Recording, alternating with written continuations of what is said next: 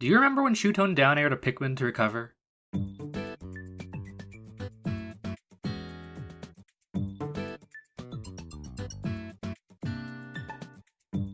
It seems not so long ago this would be a joke, a riff on a popular meme referencing one of the seminal moments of the first year of competitive alt. But being now 5 years removed from the release of the most recent Smash game, with so many new people having come into the scene, it's honestly more of a genuine question. Do you remember when Shuton, slugging through Game 5 of one of the craziest sets Smash Ultimate has ever seen, saved his stock as Richter by down airing a Pikmin to recover against Myron? If not, there are a few facts that might surprise you. 1. Shuton didn't even win that set. He lost Game 5 to Myron at Frostbite 2019, was in fact double eliminated by the Olimar main, ending his tournament run at 4th place. 2. Shuton hadn't really played Richter at all before the set. He used the character for sets sometime before top 8 at Umebura SP, now considered Japan's first major, and a little in friendlies since then. But by the time he decided to lock in a Belmont against Myron, it had been a long time since he'd touched the Vampire Hunter. This, to me, is even more astonishing.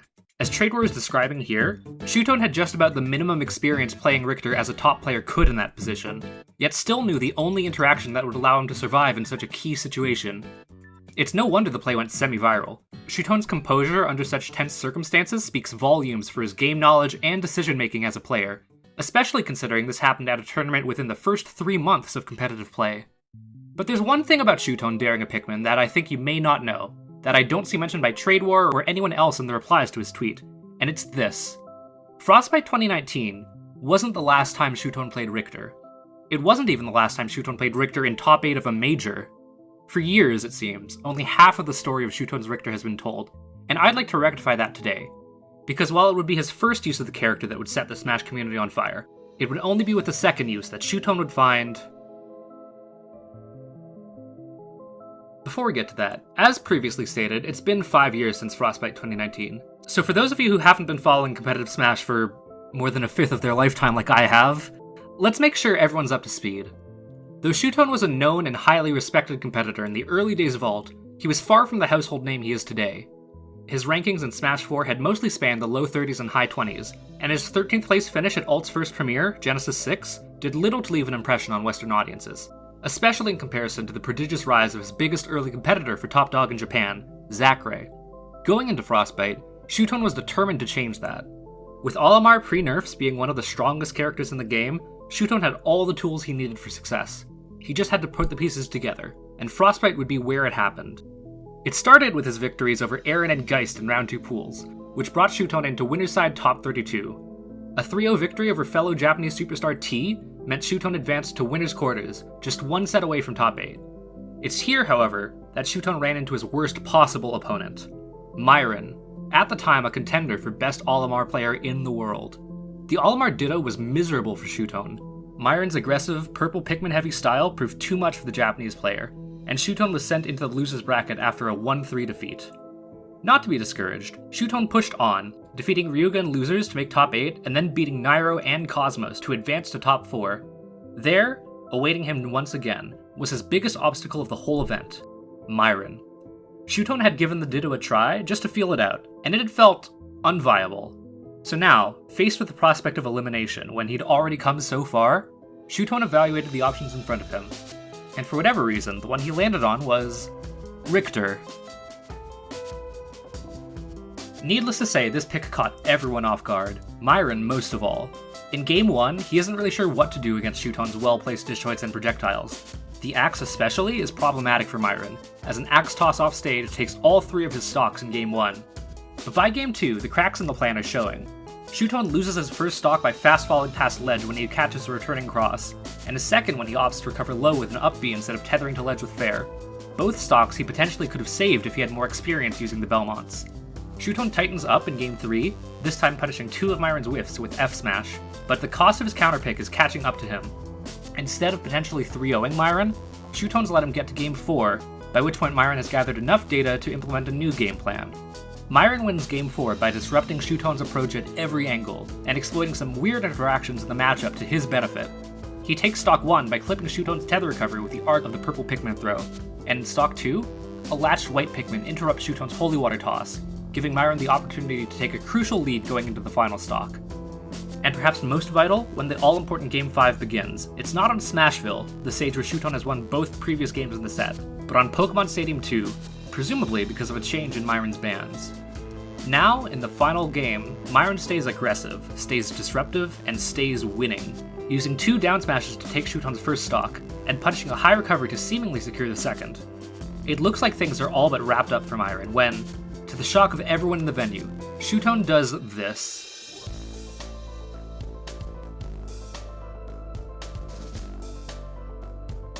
Shuton daring a Pikmin to recover is a crazy play, but I think the strangest part of it is how prominent this moment became in early alt discussions. Shuton's recovery bought him about another 30 seconds on his second stock, and allowed him to rack up 86.3% damage.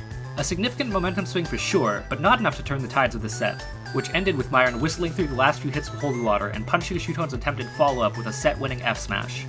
And yet, those few moments on the second stock were seemingly all people could talk about in the aftermath of the set, and even the tournament. How did Shuton down airing a Pikmin turn him so abruptly into a star? One explanation is simple timing. Shuton down airing a Pikmin was one of the earliest highlights of alt, with the only comparable earlier moments I can recall being Zachary standing still during Genesis 6, and MKLeo defeating Void from losers to win alt's first premiere.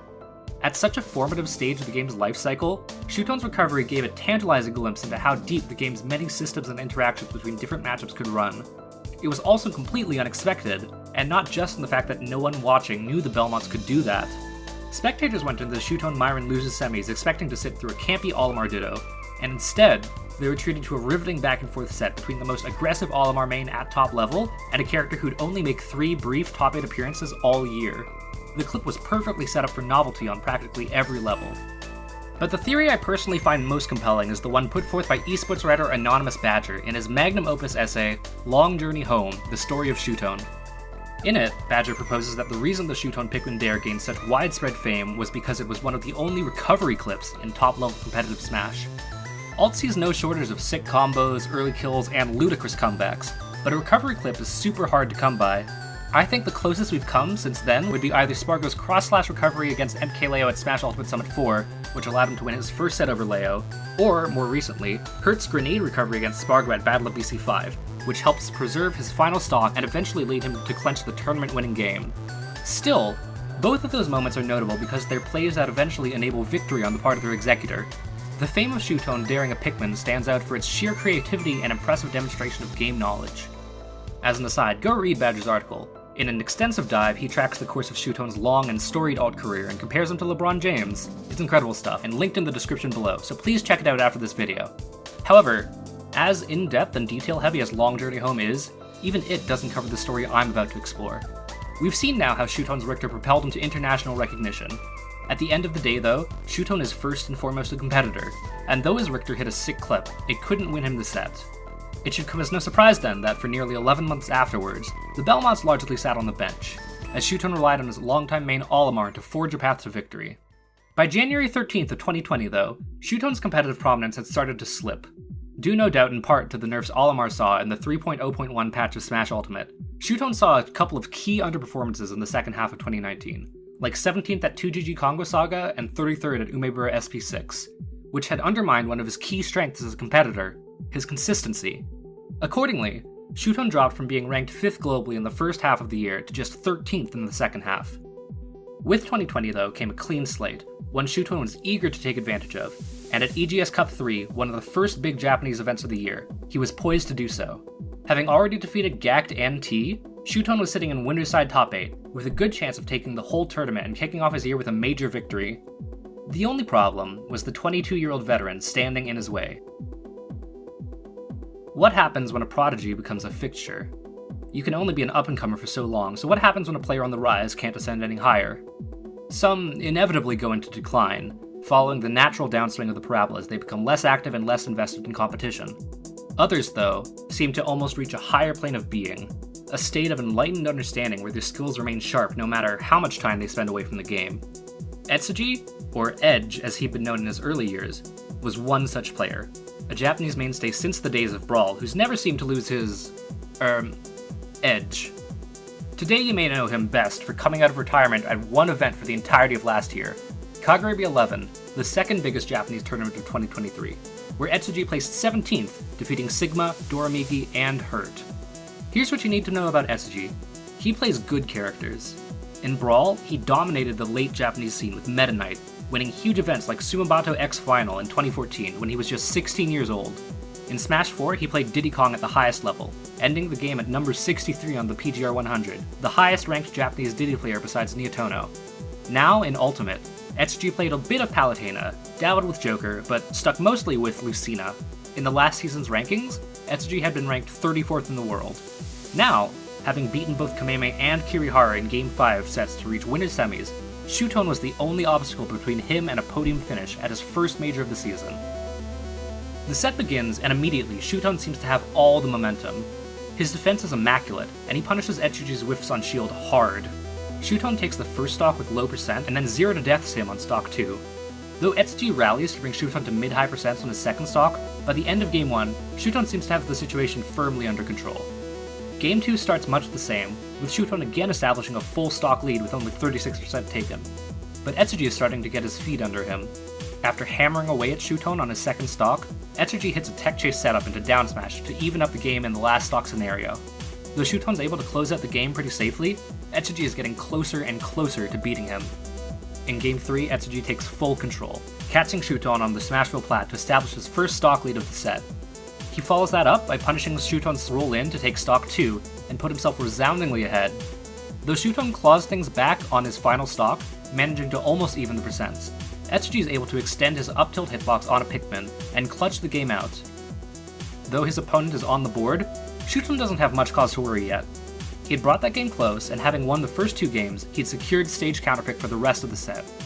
Shuton tried to put that advantage to good use in Game 4, bringing Etsuji to Lilat Cruise, an unconventional and oft-maligned stage with slanted ground and an unusual platform layout. However, his gamble doesn't pay off. Though Shuton is able to take a percent lead, he loses the first stock, and trails behind Etsuji for the remainder of the game. He digs his heels in once again on his final stock, trying to mount a comeback, when...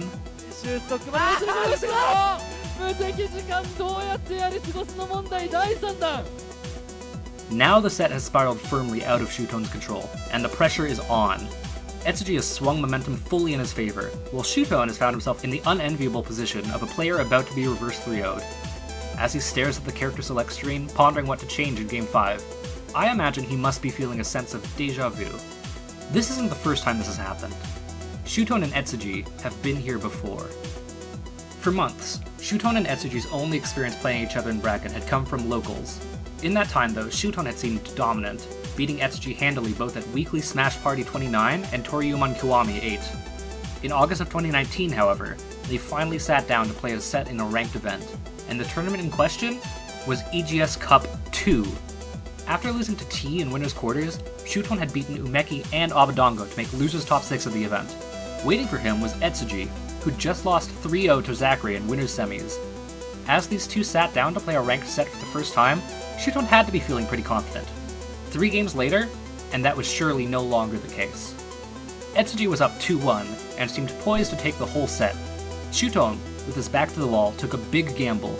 He selected Hero, the at the time most recent addition to Ultimate's expansive cast, a DLC fighter released just 26 days prior. Shuton seemed to be banking on Etsuji's matchup inexperience with such a newly introduced character, and it worked out at first, with Etsuji struggling to contest Hero's strong ranged options and surprising kill power. As the game wore on though, Etsuji began to catch on, bringing Shuton to last stock and even taking a percent lead. It was only by pulling Kaboom at the perfect moment that Shuton's Hero was able to close out the game and even up his set. Having seen the adjustments Etsuji was making, Shuton must not have felt like his hero could reliably close out another game. So in Game 5, Shuton switched back to Olimar to try and close out the set. Etsuji, if anything, was probably relieved. His Lucina cleaned up, comfortably 2-stocking Shuton to win their first ever ranked offline set. EGS Cup 2 would go on to be one of the best events of Etsuji's alt career. He'd win 2 more Game 5 sets over T and Hudo, and eventually take Zachary to Game 10 Grands, losing the tournament, but winning a set over one of the best players in Japan. Now, at EGS Cup 3, Shuton was in the same position he'd been at the tournament's predecessor just 5 months back. Game 5 versus Etsuji, 1 step away from defeat, and Olimar didn't look like the answer. We can't know what Shuton was thinking in those moments before playing the final game of the set, but I'd like to think he was remembering his encounter with Etsuji at EGS Cup 2, thinking back to what had worked at the time. Etsuji'd proven again and again that he was ready for Shuton's main, but his pocket pick had caught him off guard with an unfamiliar matchup, and this time Etsuji wouldn't have another game afterwards to adapt. Shuton needed a rare and unconventional character, someone who could take Etsuji by surprise and shut down his game plan before he got a chance to adjust. He needed someone who could deal with Lucina's strong aerial disjoints and keep her stuck at ledge. Oh god, Shuton needed him. In Game 5 of Winter Semis at EGS Cup 3, for the first time in 11 months, Shuton locked in Richter Belmont in top 8 of a major. At Frostbite, Richter had won Shuton fame but hadn't won him the set. Here, as a surprise pick at a Japanese major, Richter wouldn't bring Shuton any more of a spotlight. His second use of the character seemed largely forgotten at the time, and 4 years later, remains just as obscure today. No, Richter wouldn't win Shuton any additional fame. The set, however... Within 33 seconds, Shuton takes a stock lead, catching Etsuji's empty land with an up B out of shield, punishing his attempt to land with cross, and confirming it into a sweet spot fair. Etsuji answers back, weaving around Shuton for the next 15 seconds until he finds an F throw near left ledge, goes low to avoid Shuton's holy water off stage, and checkmates him with a fair. Not to be outdone, Shuton turns up the jets. A minute into the match, Shuton ups the aggression, winning 4 interactions in a row to send Etsuji into a ledge trap scenario. Perhaps jilted by the sudden upswing in tempo, Etsuji goes for a quick neutral getup. Like Myron nearly a year before him, he chooses wrong.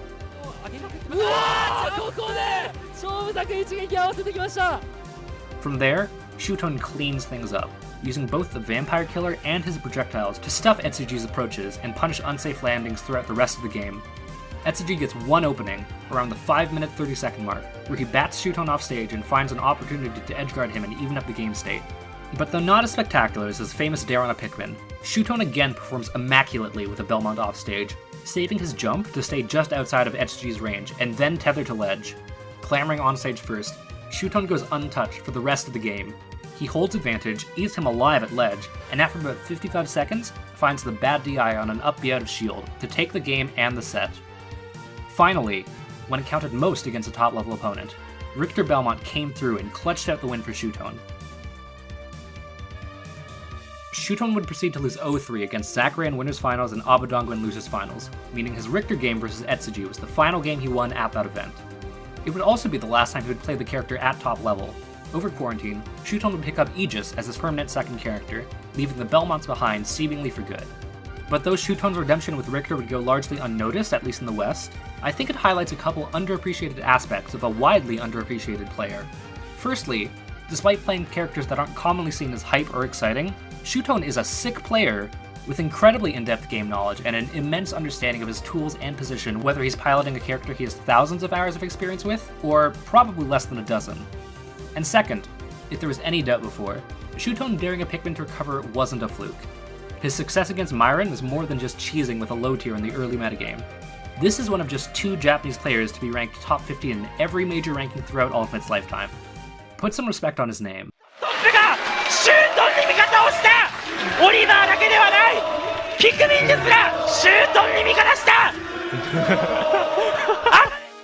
Hey, thanks for watching this video. If you made it this far, please like this video and subscribe to my channel to support my work. I made a video every week this month, and though I won't be able to do the same in May, I have some exciting stuff in the works that I hope you'll look forward to. My name has been STG, and I'll see you later.